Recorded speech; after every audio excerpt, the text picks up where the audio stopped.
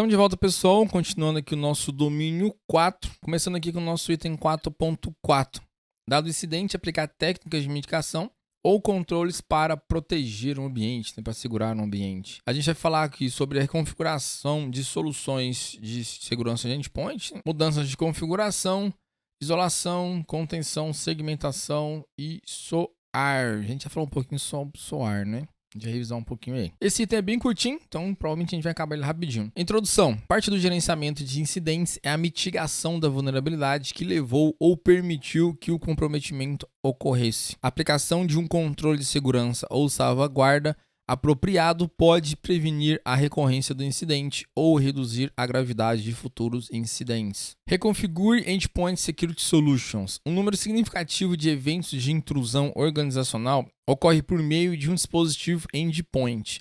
Isso inclui estações de trabalho, notebooks, telefones celulares, tablets, IoT e dispositivos incorporados, embarcados. Quando ocorre uma violação em ou por meio de um endpoint, é essencial reavaliar e reconfigurar soluções de segurança dele. Ao reconsiderar os serviços AAA em dispositivos finais, preste muita atenção à autenticação. Geralmente, os sistemas e ambientes mais seguros devem usar MFA, multifator de autenticação, enquanto as conexões públicas ou de convidados pode permitir um único fator. Ao configurar o MFA, certifique-se de eliminar fatores redundantes, como duas biometrias, em favor da mistura de diferentes tipos de fatores. Além disso, ao usar qualquer fator, algo que você tem, um PIN ou uma senha sempre deve ser exigido. Bem tranquilo, né? Vamos falar algumas coisas aqui relacionadas a essa parte de reconfigurar essas soluções de segurança de endpoint.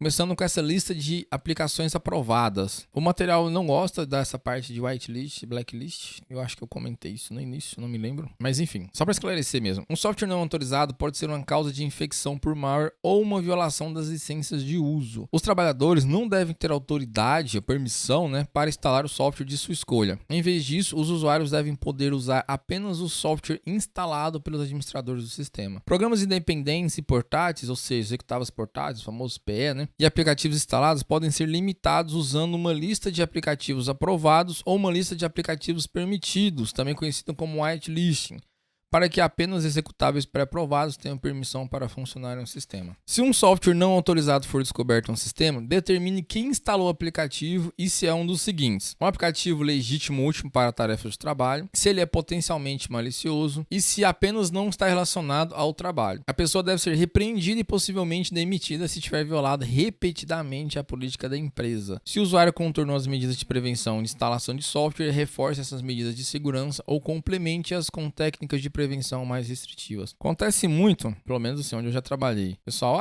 quero Spotify, quero aplicativo da Receita, Enfim, cai nessa aqui de apenas não relacionado ao trabalho, Pode causar dano? Não, Mas, enfim, segmentar as coisas aí. Application Block List, Deny List, Uma lista de bloqueio de aplicativos ou lista de negação de aplicativos, anteriormente conhecido como lista negra, é usado para impedir explicitamente a execução de qualquer software ou código listado. A lista de bloqueio pode ser sozinha ou combinada com a lista de permissões, ou seja, o que pode e o que não pode. Quarentena é um tipo de isolamento que impede que um objeto interaja com outros recursos. A quarentena pode ser aplicada a um aplicativo individual usando a sandbox ou containerização, faltou um espaço aqui, ou um sistema inteiro usando uma solução NAC. A gente também já falou de quarentena mas o material traz aqui relacionado a esse escopo aí. Vamos falar aqui sobre as mudanças de configuração. As alterações na configuração do produto de segurança do dispositivo de endpoint devem ser baseadas nos resultados de uma investigação para determinar a causa raiz de um evento de violação. Qualquer alteração deve ser testada em um ambiente de laboratório antes de ser implantada na produção. Falar um pouquinho aqui sobre regras de firewall, Vamos falar um pouquinho alguns itens relacionados a essa parte de configuração, de mudança de configuração. Um firewall mal configurado pode permitir que as comunicações que deveriam ser bloqueadas cruzem um limite na rede, ou seja, que não passe, É importante revisar as regras de firewall para evitar o surgimento de brechas devido a entradas de fios complexas e conflitantes. Existem ferramentas de avaliação de terceiros que podem ser usadas para encontrar erros em conjuntos de regras de firewall. Se alguma configuração de firewall de endpoint for ajustada, testes devem ser executados para garantir que todas as tarefas de trabalho necessárias ainda possam ser executadas. Ou seja, se você mudou alguma coisa lá no firewall no endpoint, no firewall de host, você tem que ver se ele não está barrando em alguma aplicação que o usuário possa precisar. Sempre revise e atualize os firewalls imediatamente, sempre que a nova atualização for lançada pelo fornecedor. Sempre altere a senha padrão, mas certifique-se de não usar algo simples ou usar a mesma senha em vários dispositivos. É meio difícil a senha do que? De gerenciamento dele. Quando a gente fala de ambiente corporativo, normalmente a gente tem umas soluções um pouco mais centralizadas, né? Certifique-se de que apenas sistemas internos possam iniciar conexões com a interface de gerenciamento e bloqueie qualquer tentativa da interface WAN de acessar a interface de gerenciamento. Provavelmente você vai ter uma VLAN segmentada ali, uma VPN, algo do tipo, para você acessar a interface de gerenciamento.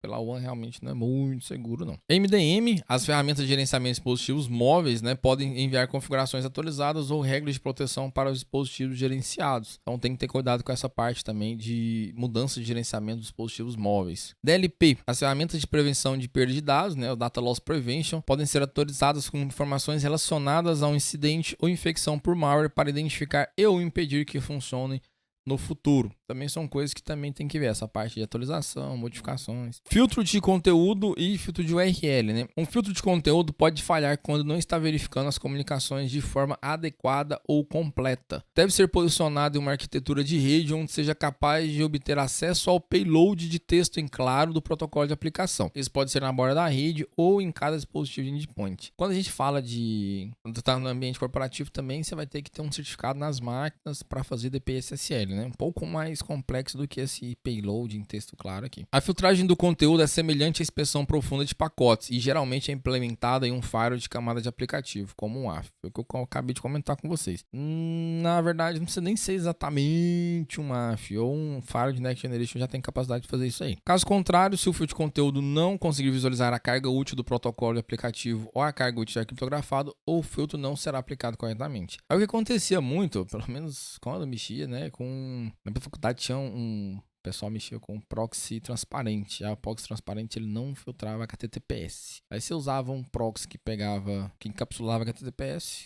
passava de boa. Update or revoke certificates, né, que seria atualizar ou revogar certificados, né? Para que a autenticação baseada em certificados seja eficaz, os sistemas precisam estar sincronizados no tempo e ser capazes de obter informações em tempo real sobre a validade ou status de revogação de um certificado. Qualquer sistema ou usuário que não esteja mais autorizado a acessar um recurso ou a rede deve ter seu certificado revogado. Não só o certificado, mas as credenciais também, né? Isso aqui no caso quando o certificado está vinculado ao usuário. Bom, superamos então essa parte de mudança de configuração. Vamos falar sobre isolamento. Pode ser usado para evitar a mistura de informações ou a divulgações de informações e costuma ser uma solução proativa para evitar problemas antes que eles ocorram. Quando um processo é restrito pela imposição de limites de acesso, esse processo é executado isoladamente. Esse isolamento garante que qualquer comportamento afetará apenas a memória e os recursos associados ao processo isolado. O isolamento é usado para proteger o ambiente operacional, o kernel do sistema operacional e os outros aplicativos independentes. É um componente essencial de um sistema operacional estável. É o que impede que um aplicativo acesse a memória ou os recursos de outro aplicativo, seja para o bem ou para o mal. Então, assim, esse isolamento, ele existe várias vertentes, né? A gente viu isolamento de armazenamento de dispositivo móvel, pouco de isolamento de redes e agora a parte aí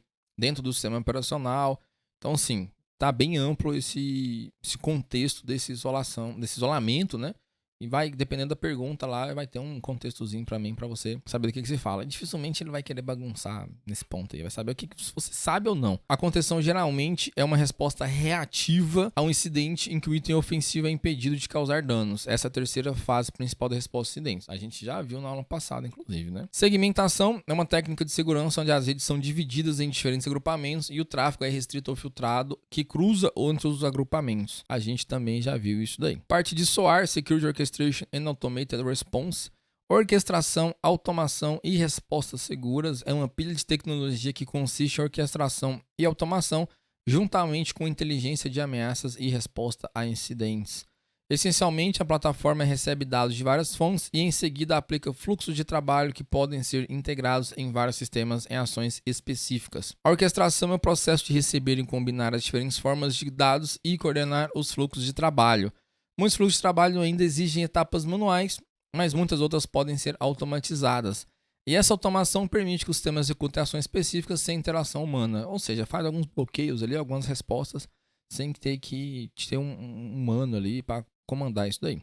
a gente viu lá no item 1.7. Vamos seguindo aqui, terminar essa aula em uma parte mesmo. Runbooks. Um runbook SOAR é uma série automatizada de etapas que executam várias operações em um evento de resposta a incidentes, que podem incluir monitoramento de dados, contenção de ameaças e transmissão de notificação. Um runbook ajuda a simplificar o processo de IR automatizando alguns elementos da resposta. Um runbook também pode ser usado para predeterminar a atribuição de tarefas a humanos quando uma função automatizada não está disponível, é insuficiente, falhou ou não é confiável para a organização. E para finalizar, Playbook.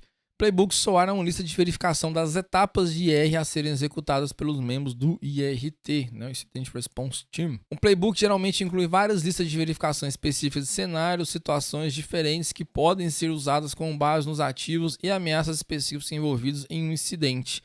Ajuda a estabelecer um IR compatível com o regulador e a estrutura. E um playbook fará referência e chamará itens de runbook que são automatizados, mas o objetivo principal é fornecer um SOAP para os operadores humanos, que é aquele Standard Operations Procedures, né? Alguma coisa assim. Bom, pessoal, bem rapidinho, o item 4.4 é bem curtinho. Próxima aula já é o quiz. E não esqueçam, deixa um comentáriozinho aí e vejo vocês na próxima aula. Até lá.